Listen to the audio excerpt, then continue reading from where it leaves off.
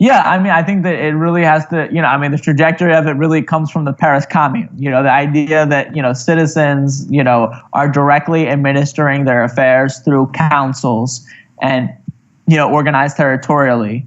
And, not only just making political decisions that concern their lives, like, oh, this road needs to go here or there, or, we just set up this, infrastructure, et cetera. But, we're going to have, a communally run enterprise. So it's not exactly a cooperative, because a cooperative is run by the workers. So, I mean, that's different. But this is directly owned by the communities. The commune runs the enterprise, and the profits go back to the commune and are reinvested by the commune, say, in other enterprises or in different, or expanding the existing project, as opposed to a cooperative, which ultimately the workers are the ones are the principal beneficiaries.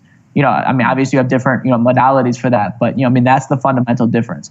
And Chavez's vision was to create this vast, basically, network of communes throughout the country that they would link through all kinds of gradually different enterprises that grew larger and larger in scale, and that was his vision. He's definitely not undermining it, I would say, but I mean, he's not pushing it. It's Chavez, in that speech, he was excoriating his ministers, saying, why aren't you prioritizing the commune? That it's not the job of the Ministry of Communes to build the commune. This is the central axis to understand the entire project. So everything needs to be understood running through the commune. And for Maduro, that's not the case. Maduro is talking a lot about the petro, the new state cryptocurrency, but which I'm very critical of, and I'm really clear of how that's going to help the situation. Maduro is talking about a lot of other things, but he's not putting it in terms of the commune and the need to support these movements against the bureaucracy in many cases. So I mean, this is something that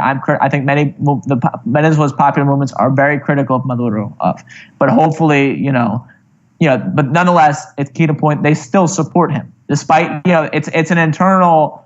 It's a contradiction among the people in a certain sense. It's an internal battle.